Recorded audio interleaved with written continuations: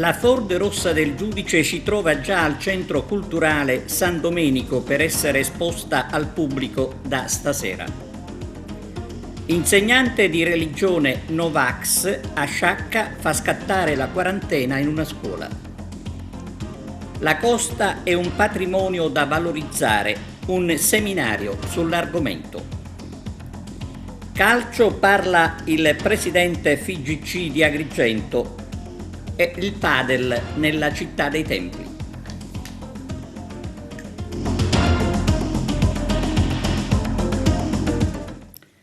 Benvenuti a TVA Notizie. L'auto di Rosario Livatino, scortata dai carabinieri, è giunta al centro San Domenico in piazza Dante a Canicattì. Ricordiamo che la vettura verrà esposta oggi e domani per iniziativa del comandante della compagnia dei carabinieri di Canicattì. Il servizio di apertura di Arturo Cantella. È arrivata stamani a Canicattì l'auto del giudice Livatino, esposta per la prima volta dal giorno dell'omicidio, ricordiamo era il 21 settembre del 90, nel cortile del Centro Culturale San Domenico in piazza Dante a Canicattì. L'auto è stata dichiarata bene di interesse culturale nel 2017, affidata ai carabinieri della compagnia di Canicattì dall'anziano Angelo Terrana, a cui è stata lasciata in eredità dal papà del giudice, un uomo di Canicattì molto vicino alla famiglia Livatino che l'ha parzialmente restaurata e l'ha tenuta finora gelosamente custodita in un garage che in origine era proprio del Livatino, che si trova alle spalle della casa del giudice Beato, a mobilitarsi per fare in modo che l'intera provincia di Agrigento, ma anche gli abitanti dell'isola, potessero vedere quella piccola utilitaria quotidianamente utilizzata dal giudice per fare la spola tra Canicattì e il Tribunale di Agrigento. È stato il comandante della compagnia dell'Arma, il capitano Luigi Pacifico, e quella che è una reliquia civile che da oggi alle ore 11 nell'ambito del Festival della Legalità Collegamenti è stata esposta nel cortile del Centro Culturale San Domenico.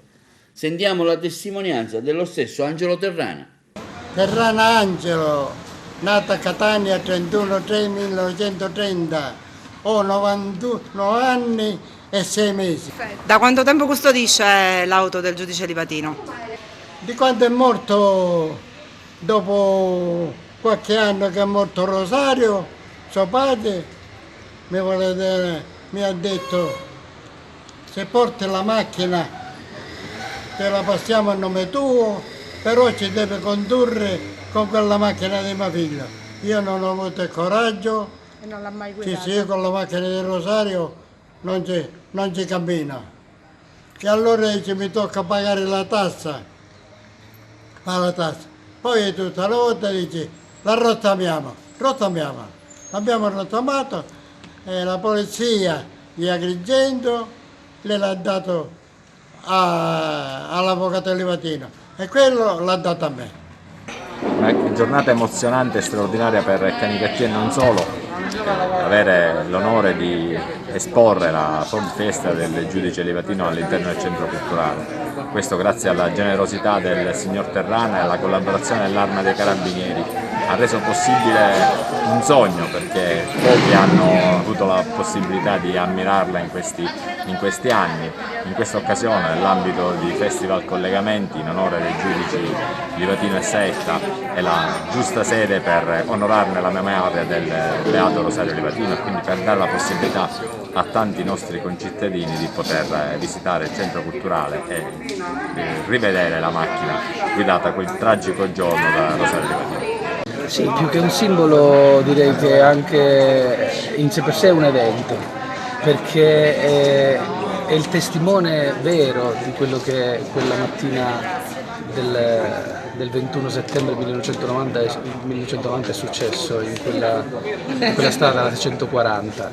È una cosa fortissima il vederla messa in uno spazio che è culturale, che è civico, che è sociale e speriamo che sia veramente da monito per chi la viene a visitare, del sacrificio di questo nostro concittadino che non è un eroe, cioè non deve essere un eroe, ci dovrebbe essere esempio di normalità sperando che qualcuno e noi tutti possiamo prendere la sua strada, la sua via, cioè quella della giustizia e della legalità.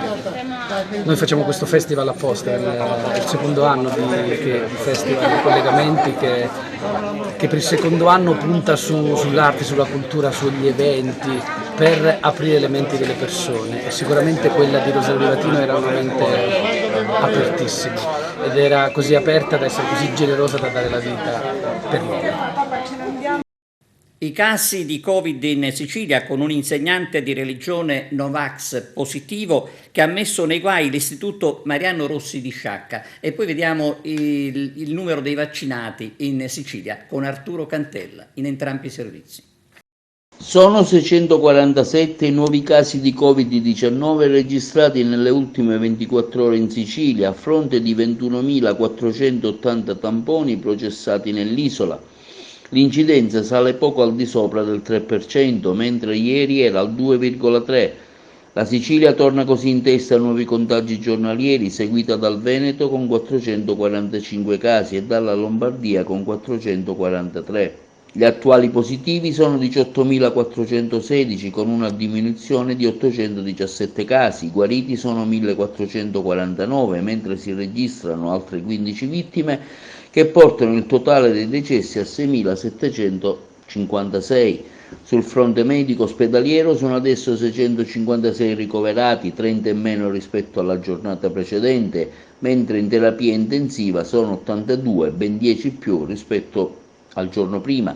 Per quanto riguarda il contagio nelle singole province siciliane, la situazione è la seguente: Catania 310, Palermo 12, Messina 75, Siracusa 105, Ragusa 28, Trapani 60, Caltanissetta 28, Enna 6, Agrigento 23. E intanto a Sciacca, per il Covid, sono ben 8 quindi le classi dell'Istituto Comprensivo Mariano Rossi di Sciacca bloccate dal coronavirus a causa della positività, al momento accertata con un tampone rapido di un insegnante di religione che non voleva vaccinarsi e lo aveva anche scritto nella sua pagina social. Ora, come da prassi, si attende l'esito del tampone molecolare. La dirigente scolastica Paola Triolo ha disposto al momento l'annullamento delle lezioni per gli alunni entrati in contatto con gli insegnanti, sono tutti della scuola primaria. In caso di accertata positività al test molecolare, i bambini e le loro famiglie scatterà la quarantena con conseguente didattica a distanza. Intanto l'ASP di Agrigento è impegnato a effettuare il trattamento dei soggetti entrati in contatto con il docente di religione, non solo alunni, ma anche insegnanti, almeno 4 infatti i docenti che rischiano la quarantena. Nei giorni precedenti era stata disposta la DAD per una classe della scuola dell'infanzia dopo la positività di 2 bambini. In quel caso scattò la quarantena e la didattica a distanza per le 2 classi, una seconda elementare della Don Bosco Navarro e una seconda media del Francesco Crispi, sempre di Sciacca.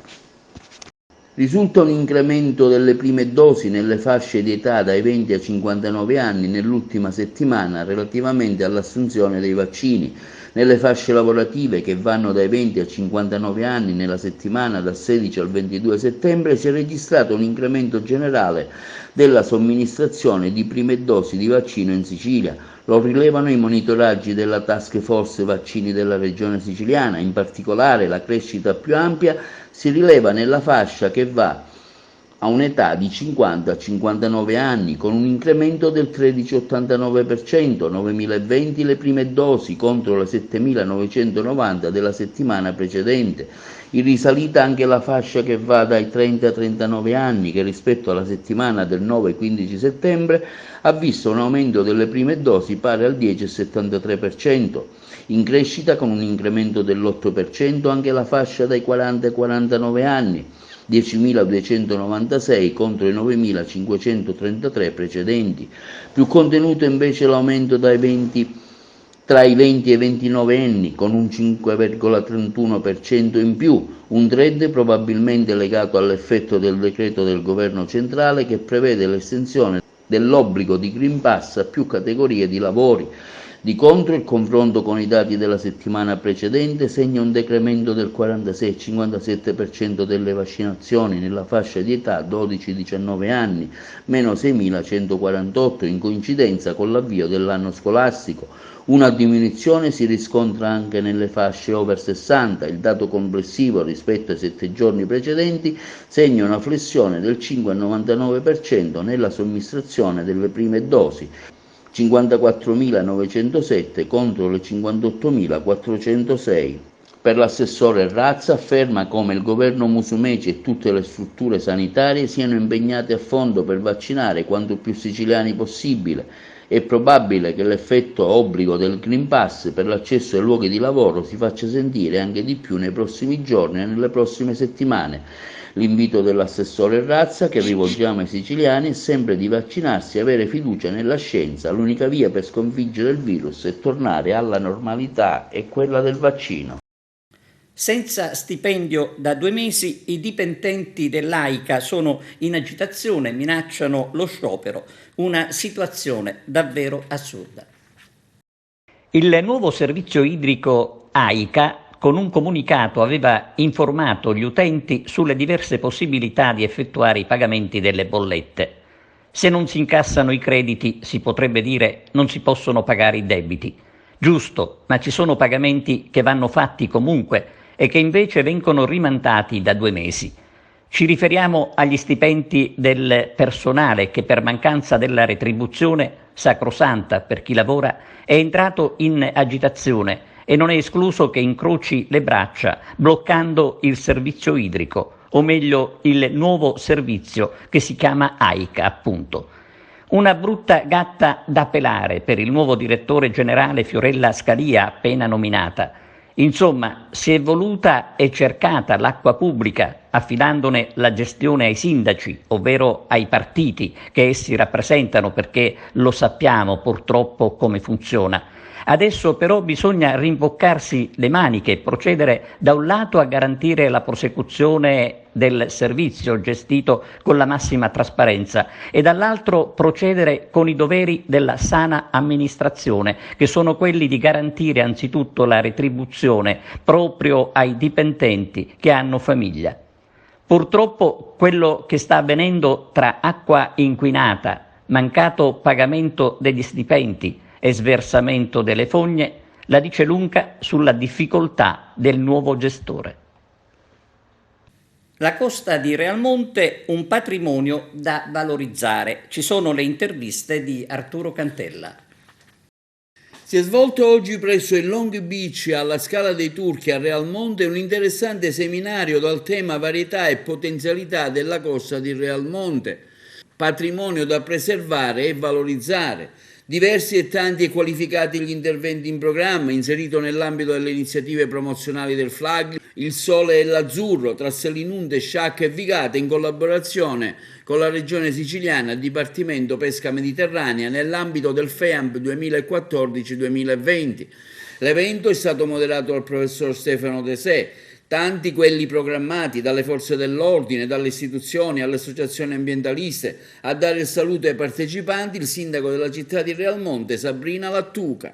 Il convegno appunto si inserisce all'interno dei progetti FLAG, nasce qua a Realmonte per creare le sinergie necessarie alla crescita di questo territorio che per la costa fragilissima che abbiamo deve passare attraverso una valutazione attenta sulle criticità che ci sono e con contestuale potenziamento di tutte le potenzialità che ci sono.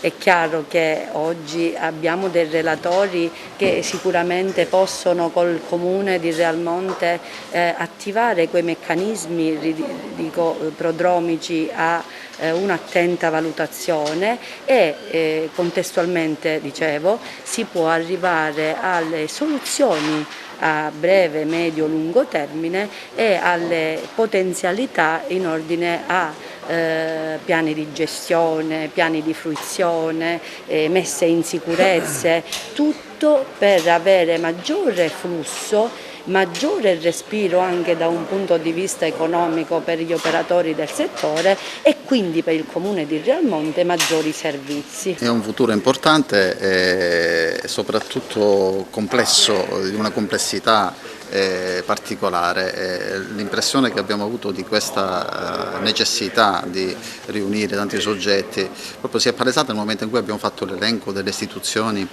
che a vario titolo hanno prerogative e interessi, diciamo, istituzionali sul nostro territorio, sono tantissimi e quindi è quanto mai opportuno che si trovino dei momenti come questo di questa mattina e anche altri per far sì che tutte queste istituzioni riescano a trovare un punto di incontro in modo che si possano fare delle proposte organiche per risolvere i tanti problemi che ci sono e riuscire a trasformare questi problemi in risorse per valorizzare in maniera adeguata questo nostro bene che tanti ci invidiano per la bellezza e che noi abbiamo l'obbligo come cittadini, le istituzioni e tutti quanti di far sì che questo avvenga nel migliore dei modi. Sicuramente è un momento di una dimensione mediatica enorme.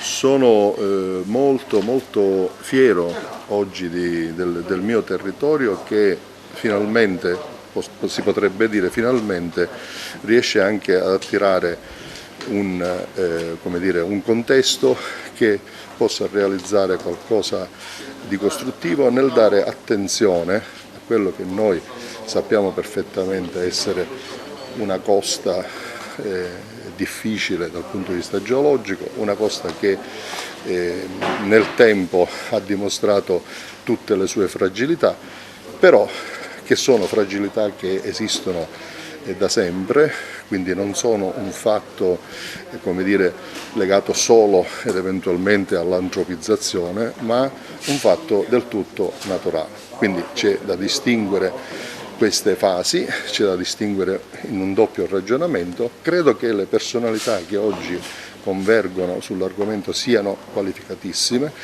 e sono sicuro, con pieno ottimismo, che da questa giornata di lavori verrà fuori qualcosa di molto positivo per il territorio di Realmonte, per le aspettative della regione siciliana. Oggi la presenza della Guardia Costiera in un evento come questo è assolutamente di rilievo e particolarmente importante in considerazione del fatto che la tutela, la valorizzazione del patrimonio, parte del patrimonio ambientale, parte esclusivamente e sicuramente anche da una tutela del territorio.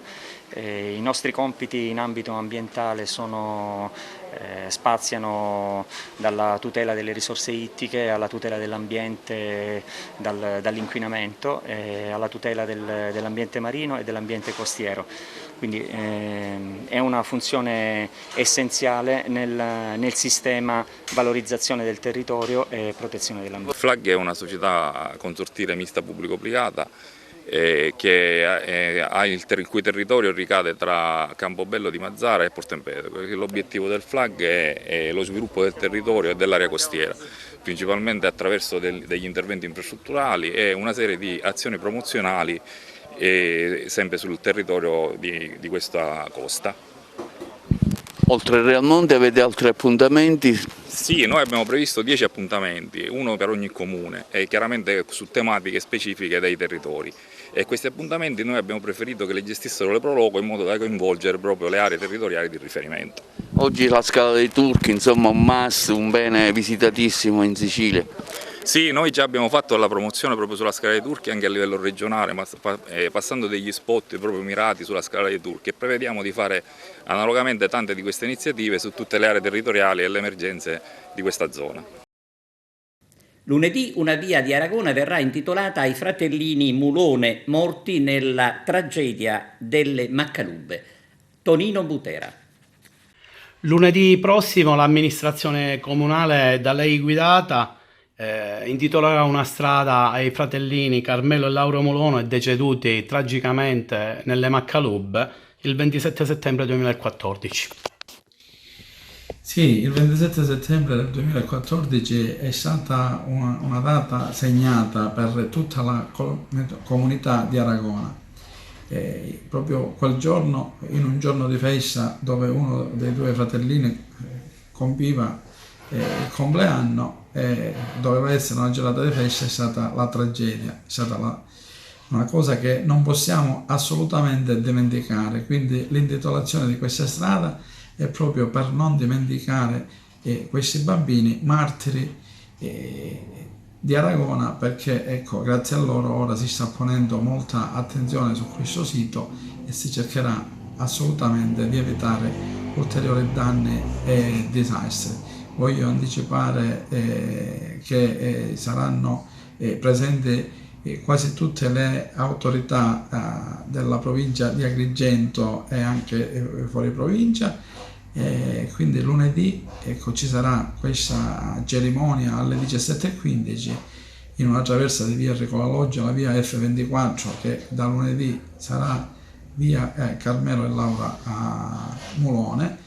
A seguire alle 18 ci sarà la Santa Messa in suffragio dei due bambini. Dicevamo di una tragedia che ha segnato la comunità aragonese, perché mai era successo alle Maccalubbe un disastro del genere, anche se tutti, specialmente noi aragonesi, conosciamo le Maccalubbe, andavamo tutti su quel posto.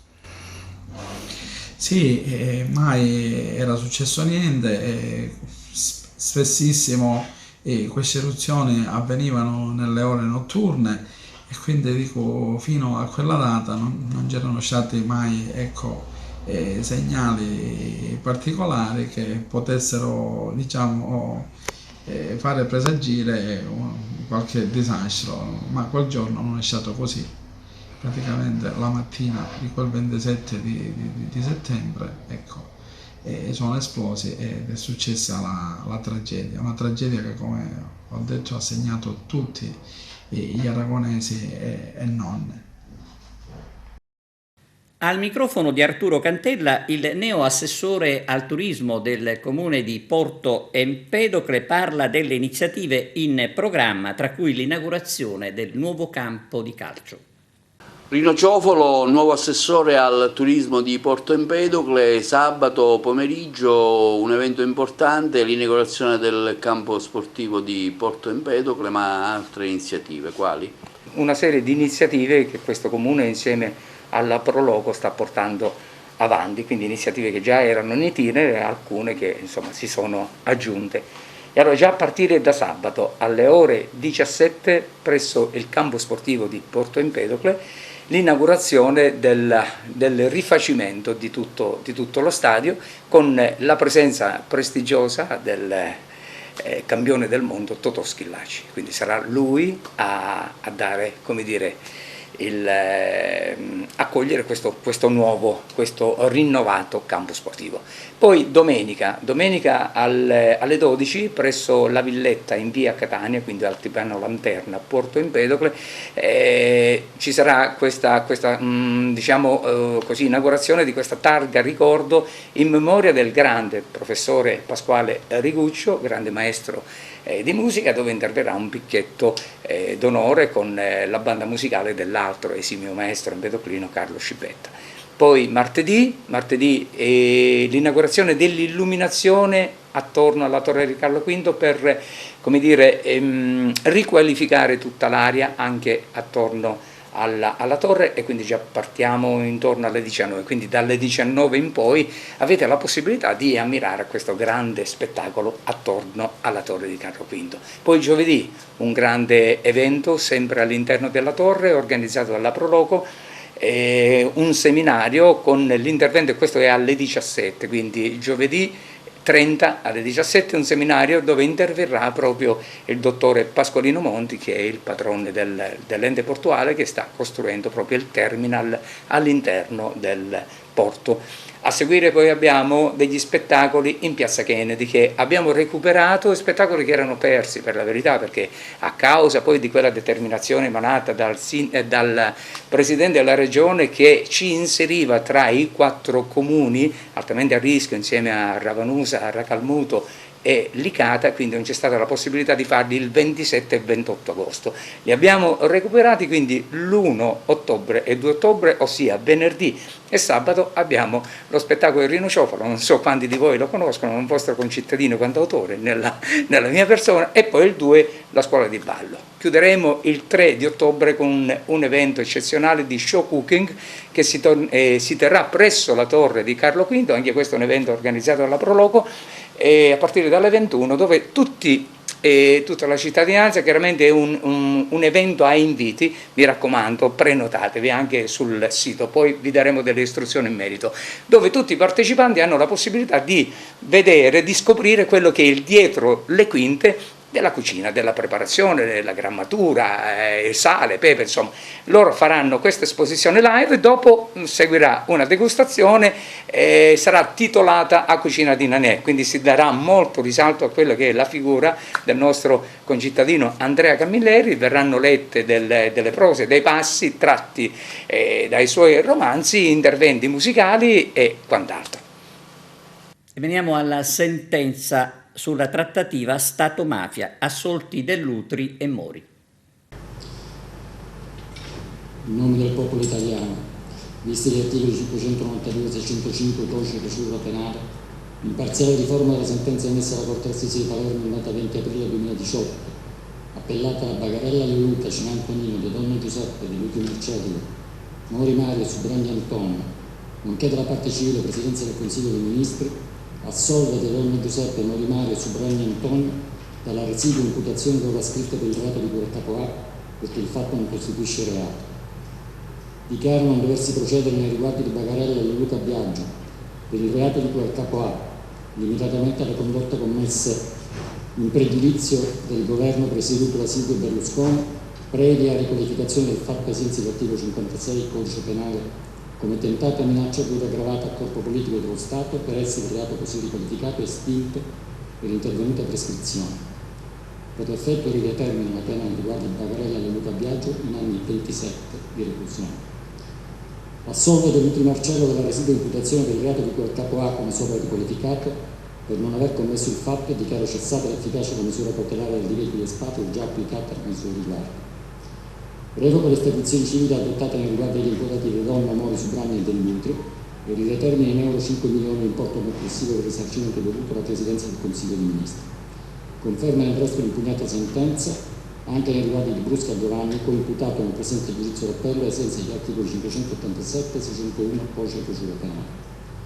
Condanna gli imputati Bagarella Cinale a reclusione delle ulteriori spese processuali in favore delle parti civili costituite.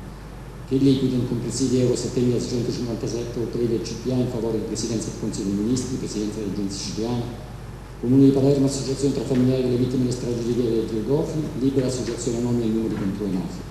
E in complessivi euro 5.054 oltre il CPA in favore del Centro Studi e Iniziative Culturali Pio La Torre, parte civile costituita ammessa al patrocinio a spese dello Stato, con pagamento di importo predetto in favore della RAI.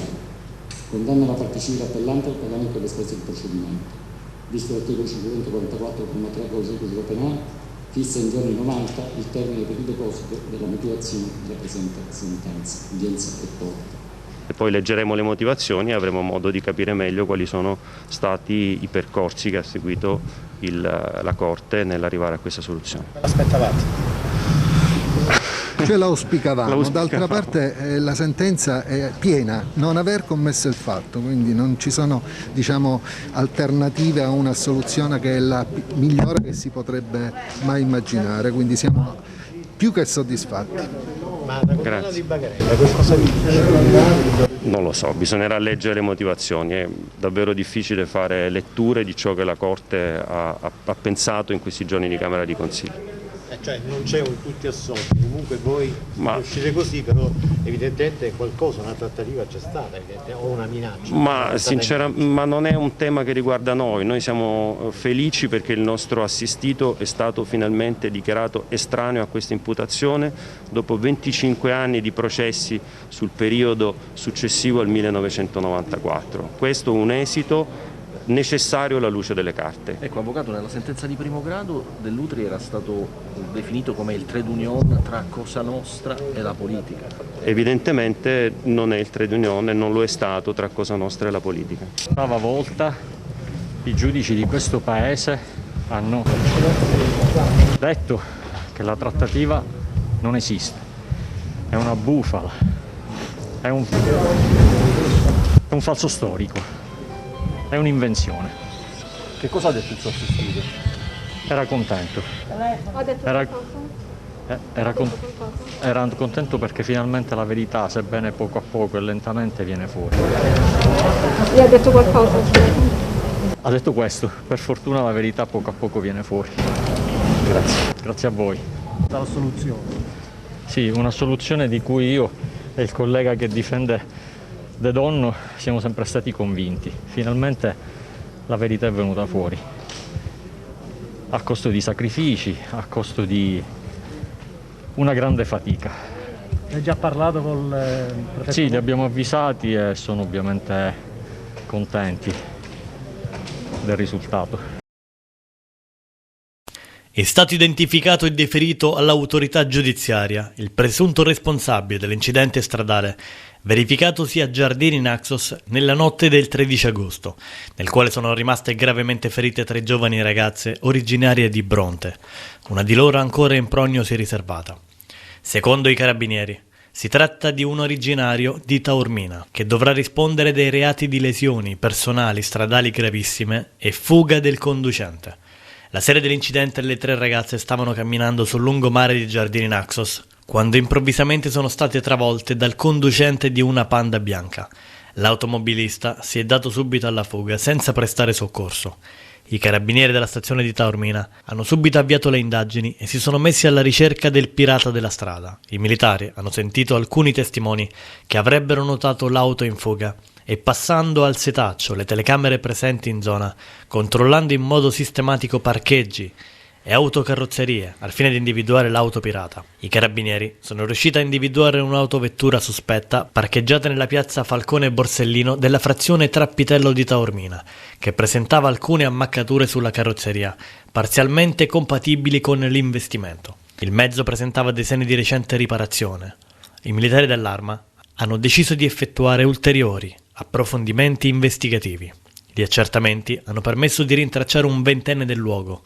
Il giovane, messo dinanzi all'evidenza dei fatti, ha deciso di collaborare, ammettendo di avere avuto in uso l'autovettura la sera dell'incidente e di aver effettivamente provveduto alla parziale riparazione dell'autovettura, dopo essersi dato alla fuga.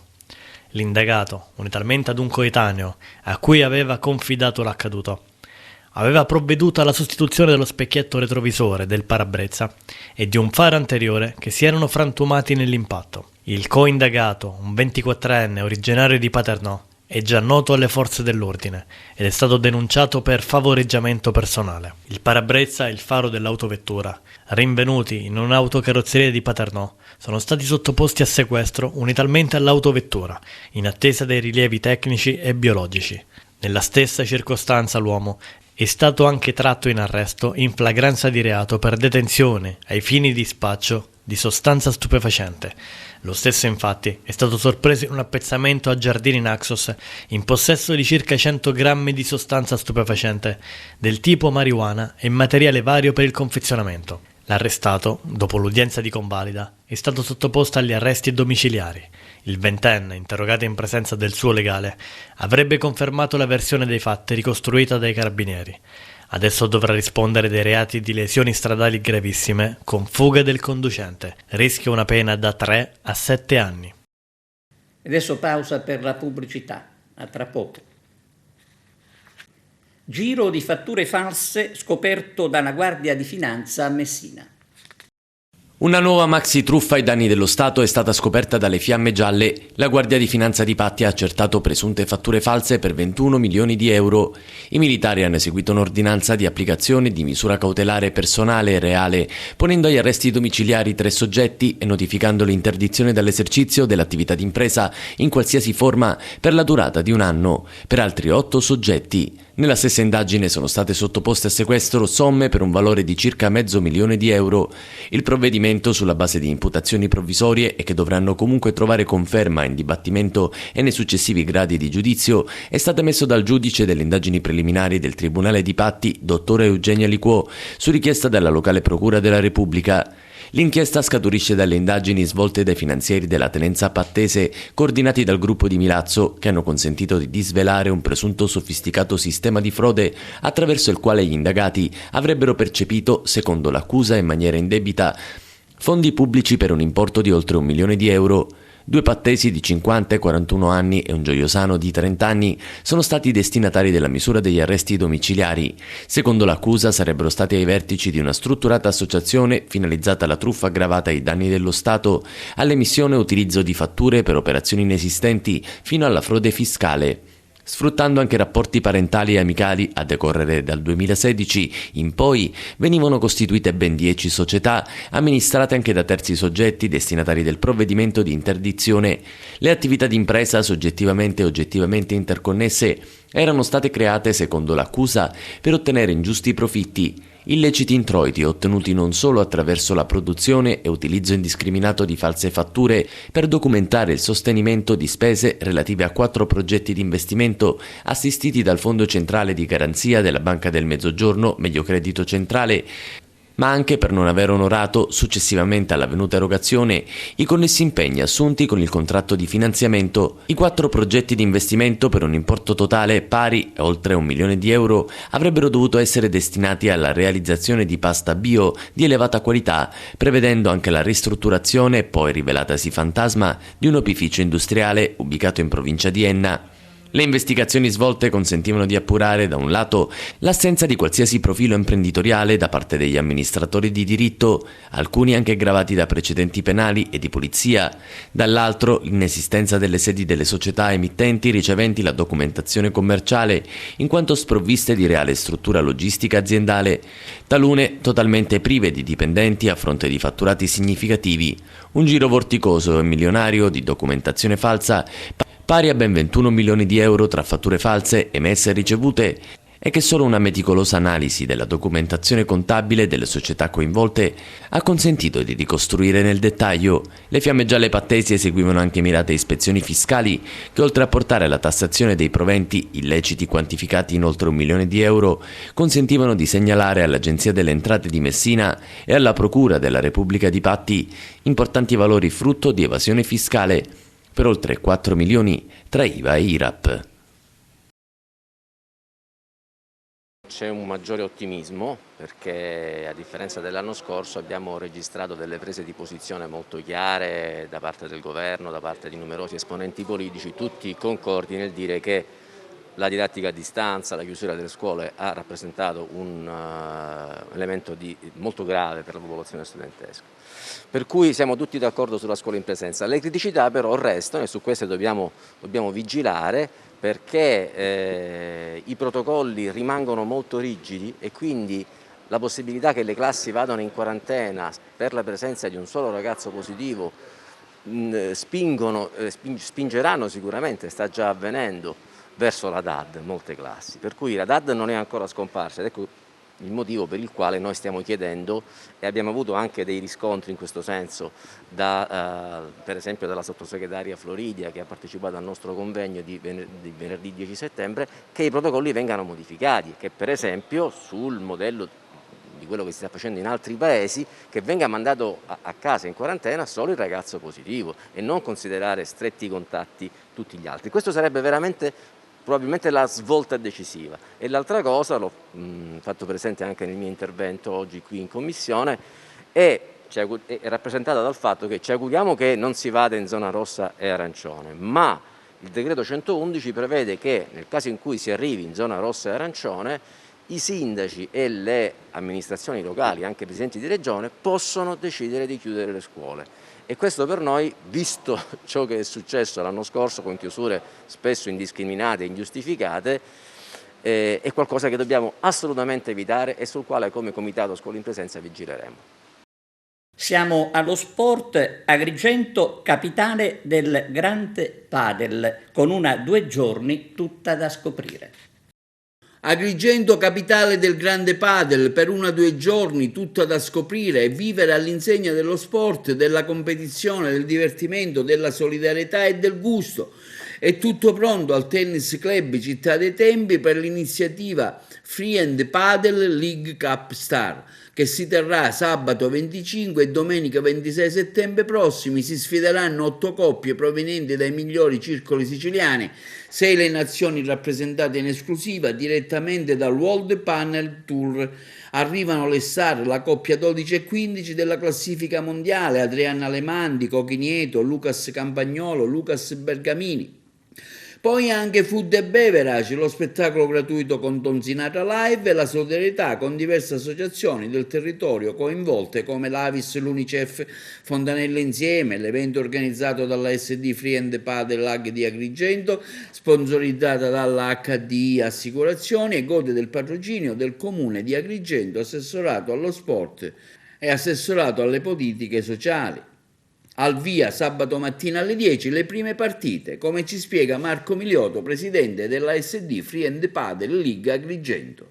Allora, divertimento sarà competizione, non solo, perché questa manifestazione sarà accompagnata anche da tantissimo sociale, sarà accompagnata da tantissimo benessere, sarà accompagnata da tantissimo food. Una manifestazione che parte sabato mattina, invitiamo già tutti, alle 10:30 cominceranno le prime avvincenti partite. Ci saranno 8 giocatori, 8 coppie che arriveranno dai maggiori circoli siciliani, che si contenderanno i 2 posti per far sì di poter giocare con le grandi star. 4 giocatori del World Padel Tour, ranking 12-15 mondiali del World Padel Tour. Non è facile riuscire a giocare con gente che vedi solo alla televisione, quindi è una grandissima opportunità di sport.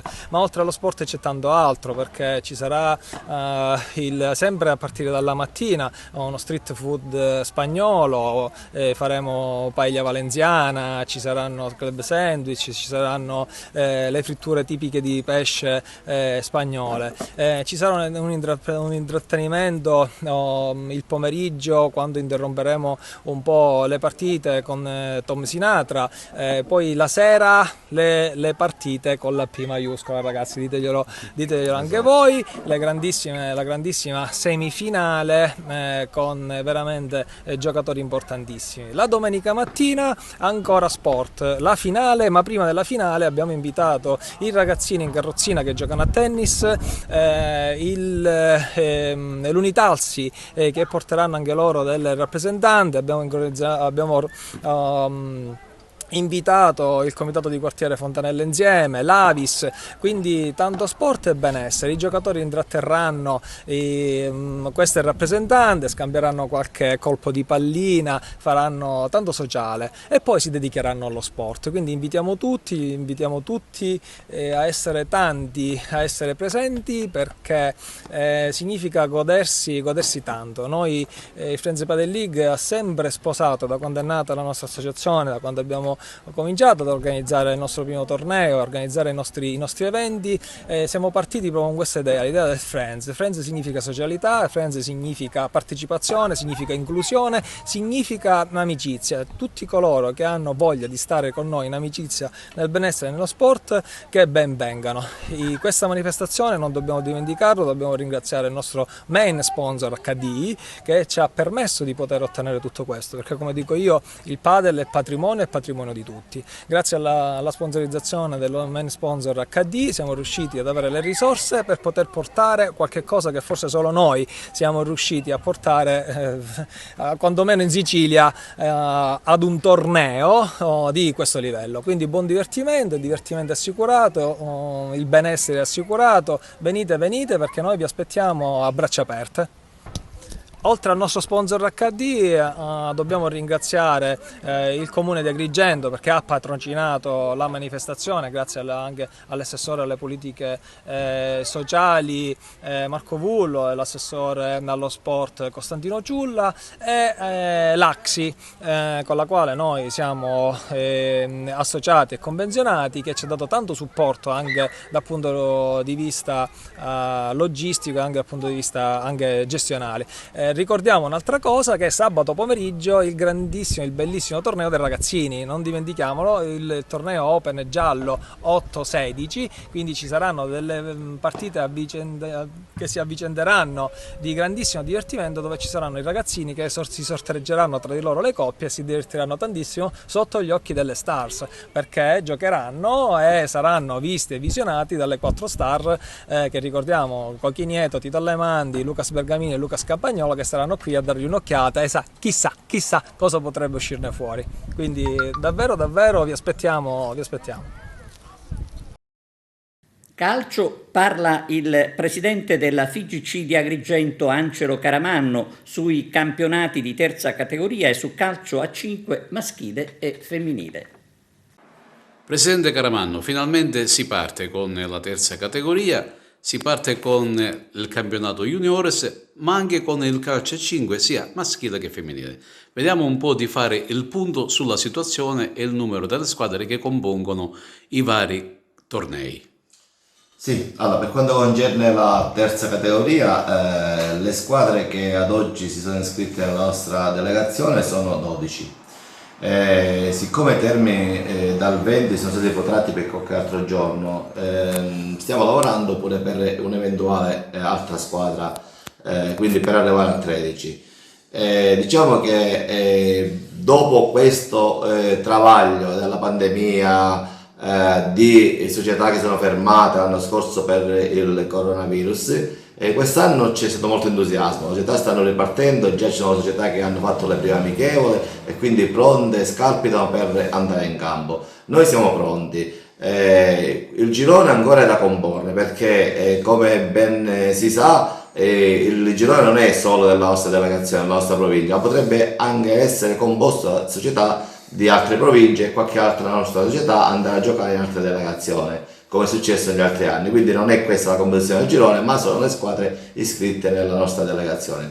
Quindi diciamo che sono soddisfatto, siamo a 12 fino adesso e potrebbe anche aumentare qualche altra unità. Quindi per noi della nostra delegazione è un successo perché, ripeto, con tutte le difficoltà che ci sono nei vari comuni, con strutture di cambio non idonee, quindi qualche comune, qualche società non ha partecipato perché non aveva a disposizione il campo, altrimenti veramente potevamo fare quest'anno il pieno ed arrivare a più di 16 squadre, però alcune, ripeto, hanno rinunciato a partecipare perché dovevano sistemare il campo e quindi si sono, tra virgolette, prenotati per il prossimo anno perché hanno gran voglia di rimettersi in campo.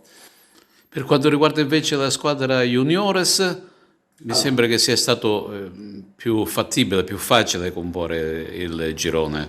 Sì, juniores, oltre alle società di eccellenza di promozione e l'ICATA delle Serie D, quindi 8 società che lo fanno perché devono farlo, noi quest'anno abbiamo avuto il piacere di avere altre 3 nuove squadre che sono inserite e quindi diciamo che è una bella crescita per il nostro sistema. Abbiamo in più, oltre alle 8 società di eccellenza promozione delicata, l'Aragona Calcio, poi abbiamo l'Empedoclina, che diciamo è Santa Sofia Licata.